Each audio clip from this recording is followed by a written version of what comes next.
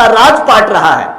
हम उनको बताते हैं कि इसी पटना से, पाटलिपुत्र से बड़े बड़े राजा, बड़े बड़े सम्राट हुए हैं जो बहुजन समाज में से थे। हम उनको बताते हैं कि कभी यहां पर बिंबिसार से राजा हुए, कभी अजातशत्रु सम्राट हुए, कभी यहां पर बिंदुसार हुए, कभी यहां पर शिशुनाग हुए, कभी यहां पर चंद्रगुप्त हुए, महान सम्राट अशोक हुए, कभी यहां पर सम्राट कुणाल हुए, कभी भव्य ऑफिस का आज उद्घाटन किया है।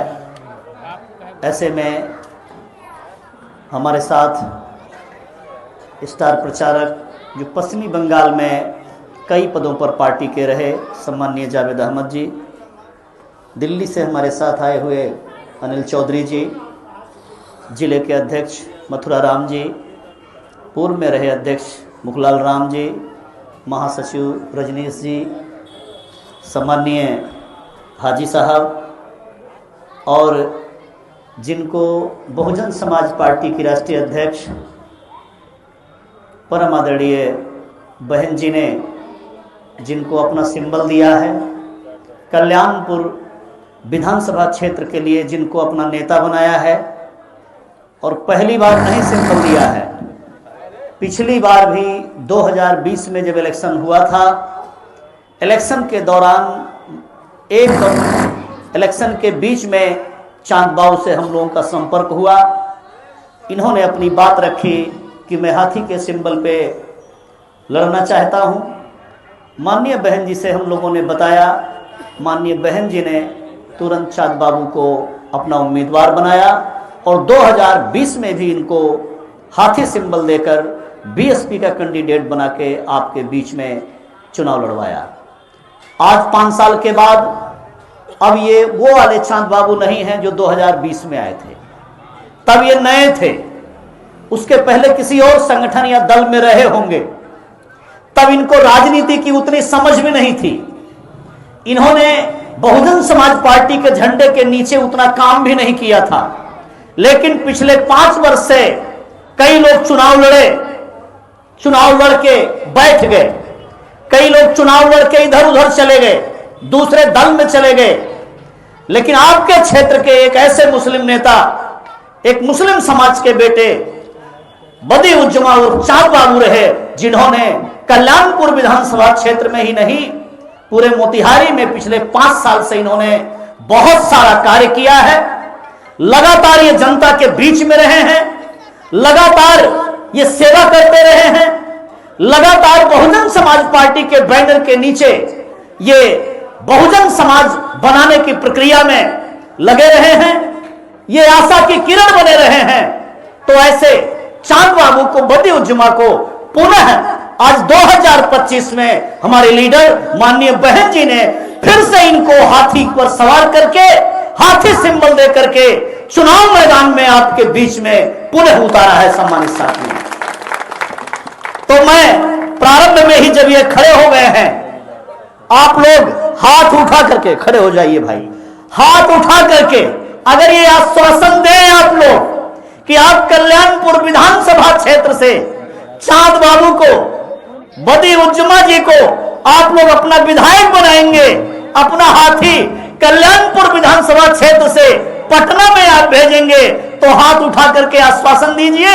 तो मैं इनको जीत का ये जो माला है, जीतने का जो माला है, उधर जीतने का जो माला है, ये माला मैं इनके गले में डाल करके इनको मैं बधाई दे दूं एडवांस में कि 11 तारीख को आप लोग हाथी के सामने वाली बटन दबाएंगे और 14 को जब काउंटिंग होगी तो ये बेइंतहा वोटों से, भरमार वोटों से जीत करके ये पटना की विधानसभा में जाएंगे और आपकी आवाज को बुलंद करेंगे। तो आप लोग तैयार हैं? कल्याणपुर के लोग तैयार हैं? आप लोग तैयार हैं? तो मैं इनको जीत का माला पहना देता हूं।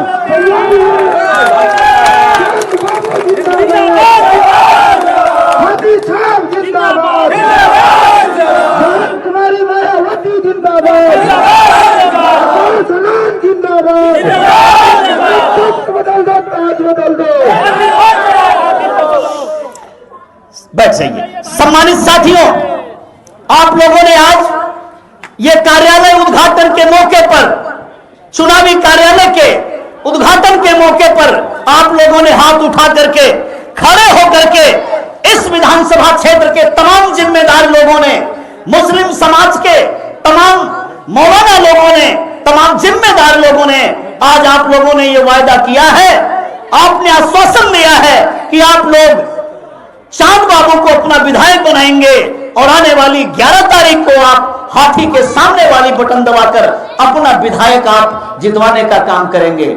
मुस्लिम समाज के साथियों, साथ में बहुजन समाज के साथियों, हम लोग तो बहुजन विचारधारा के माननीय बहन कुमारी मायावती जी के कैडर हैं, नुमाइंदा हैं।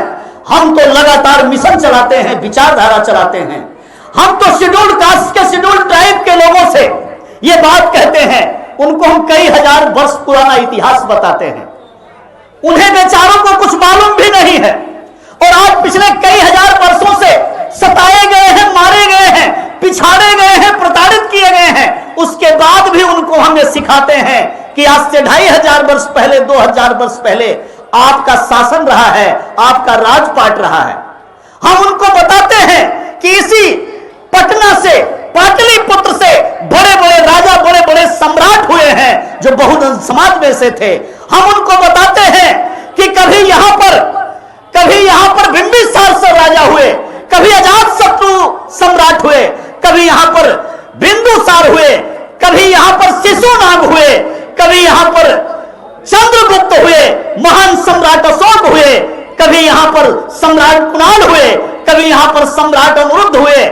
ऐसे 2500 वर्ष पुराना इतिहास बता के उनके अंदर स्वाभिमान जगाते हैं कि आपको अपना पुराना इतिहास दोहराना चाहिए, आपको सियासत करनी चाहिए, आपको अपना राजपाट वापस लाना चाहिए और सभी जातियों को एक होना चाहिए, बहुजन समाज का निर्माण करना चाहिए और निर्माण करके आपको राजपाट की ओर आगे बढ़ना चाहिए। ये बात हम पिछड़े समाज से, ये बात हम दलित समाज से, आदिवासी समाज से हम लोग कैडर के माध्यम से समझाते रहते हैं। मुस्लिम समाज के साथियों, मुसलमान भाइयों, मेरा आपसे कहना है, जिनका इतिहास बड़ी मुश्किल से खोजने पर मिलता है, वो राजनीति करने के लिए आगे आए हैं। आज बहुजन समाज पार्टी के माध्यम से माननीय कांसी राम साहब की तैयारी में, माननीय बहन जी के नेतृत्व में आज ये हमारा दबा कुचला समाज, ये अपाहिज जैसा समाज, ये इतनी बड़ी पार्टी का निर्माण किया है। देश में बहुजन समाज पार्टी एक पार्टी है जो देश की तीसरी बड़ी पार्टी है, थर्ड लार्जेस्ट पार्टी है। इतनी बड़ी पार्टी का बेस आधार बनने का काम इस देश का बहुजन समाज किया है। सम्मानित साथियों, मुस्लिम समाज के साथियों, मेरा आप लोगों से कहना है, माननीय कांसी राम साहब ने जब इस पार्टी की आधारशिला रखी थी तो उस जमाने में माननीय कांसी राम साहब के आह्वान पे हमारे साथियों ने नारा लगाया था। क्या नारा लगाया था? दलित मुसलमान करो विचार, कब तक सहोगे अत्याचार। ये नारा लगाया था, दलित मुसलमान करो विचार, कब तक सहोगे अत्याचार। ये नारा लगाया गया था। एक नारा साथ में और लगाया था, दलित मुसलमान जागा है, अपना हिस्सा मांगा है। हम तो अपना हिस्सा मांग रहे हैं। मैं चमार का बेटा हूं और इस विधानसभा क्षेत्र के शेड्यूल्ड कास्ट के लोगों से, ओबीसी समाज के लोगों से, अति पिछड़े समाज के लोगों से, क्योंकि हमारी नेता किसी एक जाति की बात नहीं करती हैं। हमारी नेता सर्वजन हिताय सर्वजन सुखाय की बात करती हैं। हमारी पार्टी में माननीय सतीश चंद्र मिश्रा जी भी हैं, तो हमारी पार्टी में रोसड़ा से विधायक उमाशंकर सिंह भी हैं। और जब हमारी 4 बार सरकार बनी है और 2007 में जब यूपी जैसे बड़े सूबे में हमारी पूर्ण बहुमत की सरकार बनी है, तो बहन जी ने कोई जाति भेद नहीं किया। बहन जी ने सबको अवसर दिया, चाहे वो ऊंची जाति का था, चाहे नीची जाति का था, चाहे मिडिल जाति का था। बहन जी ने सबको अवसर दिया है, सबको मिनिस्टर बनाया है। उसी कड़ी में बताना चाहते हैं कि मुस्लिम समाज के लोगों, आपको अभी तक जितनी पॉलिटिकल पार्टियां बनाई गई हैं, क्या आपको उन्होंने हिस्सा दिया है? क्या उन्होंने आपको हिस्सा दिया है? आप पहले कांग्रेस पार्टी को सपोर्ट किया करते थे, कांग्रेस पार्टी ने क्या आपको हिस्सा दिया है? कभी नहीं हिस्सा दिया है। कांग्रेस पार्टी ने आपको इस्तेमाल करने का काम किया है। कांग्रेस पार्टी ने आपको इस्तेमाल करने का काम किया है। हमारे बीएसपी के पुराने साथी लोग बताते रहते थे कि मुसलमान समाज ऐसे है जैसे बिरयानी में तेज पत्ता। बिरयानी में तेज पत्ता डाला जाता है, वो तेज पत्ता डाला जाता है, उसका आर्क और का रस बिरयानी में चला जाता है और खाने के पहले उस पत्ते को झाड़ पोंछ के किनारे फेंक दिया जाता है। ऐसे ही जब वोट का अवसर आता है, जब वोट लेने का अवसर आता है, तो बहुत ऊंची ऊंची बात की जाती है, बड़ी लोक लुभावनी बात की जाती है, बड़ा तेल मसाला लगाया जाता है इन मुसलमान भाइयों पर। लेकिन जब सरकार बन जाती है, चाहे कांग्रेस पार्टी बनाती रही हो और चाहे बिहार में आरजेडी बनाती रही हो, तो तेज पत्ते की भांति मुस्लिम समाज को निकाल के किनारे रख दिया जाता है, उसको कोई हक हिस्सा नहीं दिया जाता है। 15 वर्षों तक तेजस्वी यादव उनके परिवार के लोगों ने इधर सरकार चलाई है, उनकी सरकार साक्षी है। और दूसरे जो ये मुख्यमंत्री हैं, ये मुख्यमंत्री तो अपना जीवन गुजार रहे हैं। ये कहने के लिए तो ओबीसी के मुख्यमंत्री हैं, श्री नीतीश कुमार जी की बात कर रहा हूं, लेकिन ये भारतीय जनता पार्टी की झोली में ही मात्र नहीं बैठे हैं, आरएसएस और उसकी विचारधारा इनके रग रग में समाई हुई है। इसलिए पिछले 35-33 वर्षों से बिहार का इन दो पार्टियों ने, आरजेडी वालों ने और जेडीयू वालों ने, दोनों ने सत्यानाश करने का काम किया है। अगर नीतीश कुमार जी बीजेपी की झोली में बैठे हैं, तो तेजस्वी जी कांग्रेस की झोली में बैठे हुए हैं। एक कांग्रेस की झोली में बैठे हैं, एक बीजेपी की झोली में बैठे हैं, और इस बिहार प्रदेश को उन्होंने गरीब प्रदेश बनाया है, मजदूर प्रदेश बनाया है, निर्धन प्रदेश बनाया है। मुंबई में चले जाइए, दिल्ली में चले जाइए, सूरत पंजाब में चले जाइए, हैदराबाद में चले जाइए, देश के कोने कोने के शहरों में जाएंगे, अगर कोई मजदूर मिलेगा, रिक्शा चलाने वाला मिलेगा, अगर वो लेबर का काम करता हुआ मिलेगा, तो बिहारी मिलेगा। बिहार को मजदूर प्रदेश बनाया है इन लोगों ने। बिहार में कोई मिल नहीं लगाई, कोई फैक्ट्री नहीं लगाई, बिहार में कोई कारोबार नहीं दिया, बिहार को निर्धन प्रदेश बनाने का काम किया है। बिहार में उतने स्कूल, विद्यालय, यूनिवर्सिटीज नहीं खोली है। अगर यहाँ के बच्चों को उच्च शिक्षा प्राप्त करना हो तो उनको बीएचयू जाना पड़ता है, उनको अलीगढ़ मुस्लिम यूनिवर्सिटी जाना पड़ता है, उनको दिल्ली यूनिवर्सिटी जाना पड़ता है, उनको लखनऊ यूनिवर्सिटी जाना पड़ता है।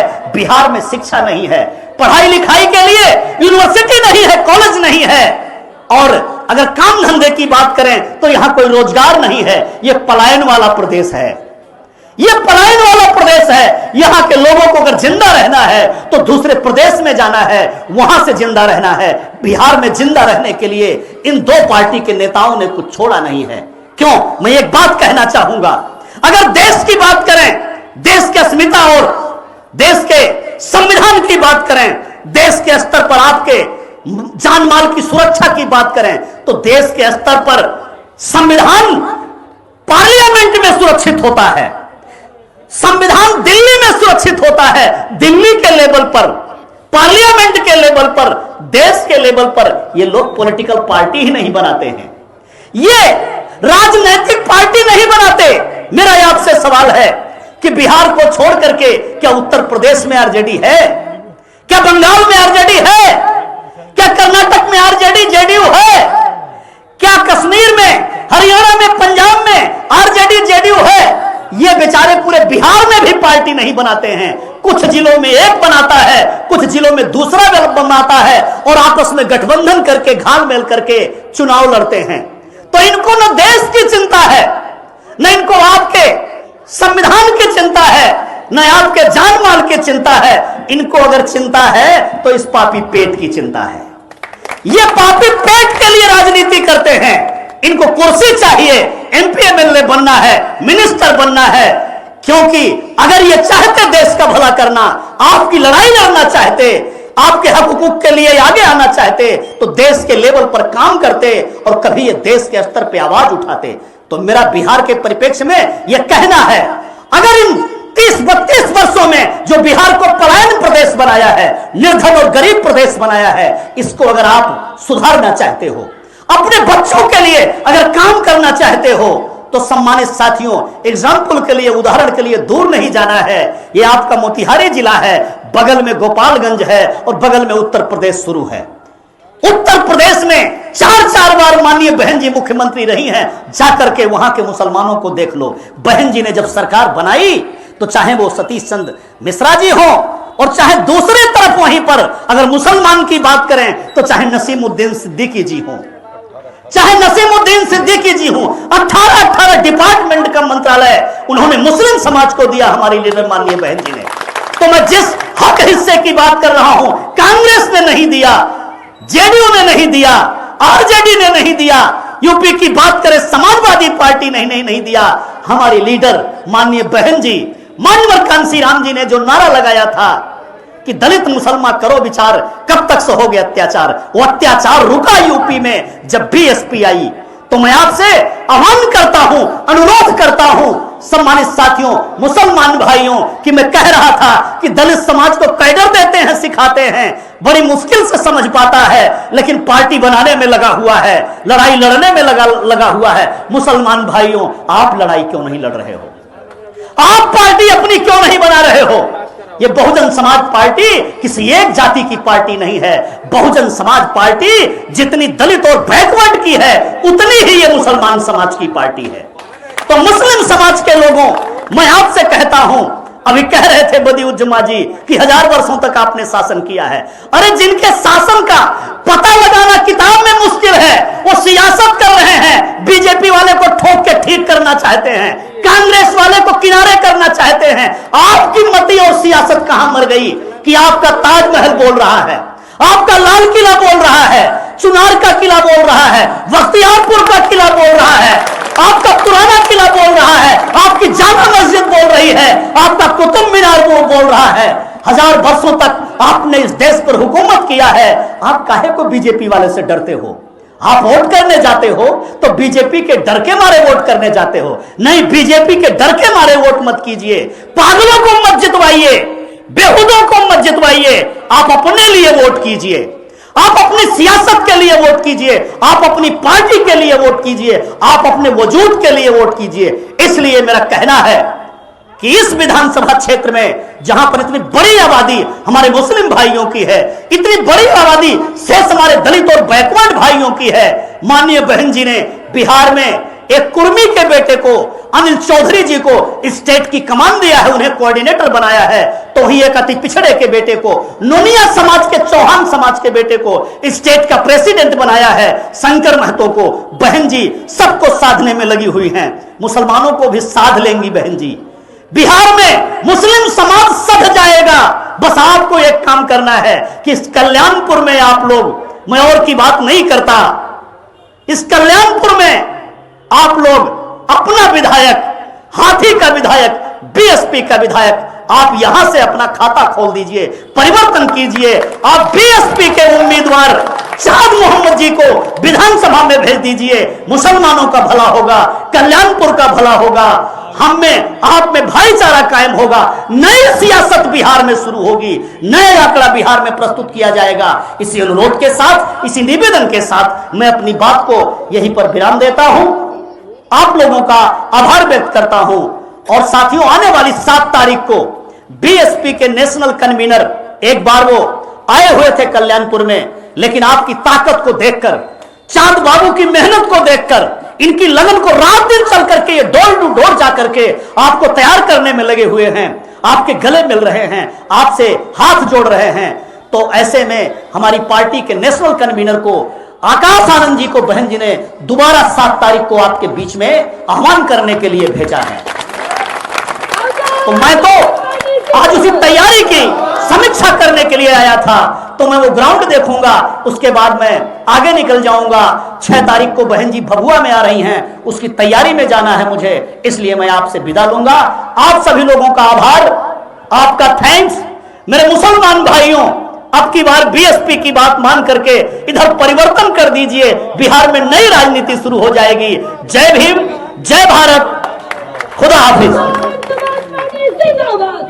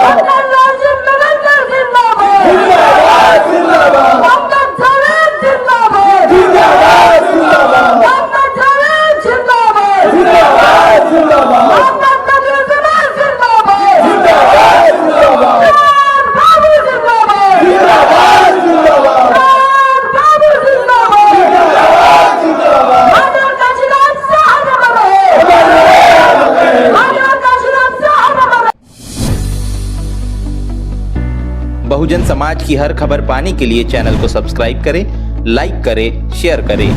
नेशनल चौपाल को बचाने के लिए ज्वाइन बटन क्लिक करके चैनल की सदस्यता लें और चैनल को आर्थिक मदद करें।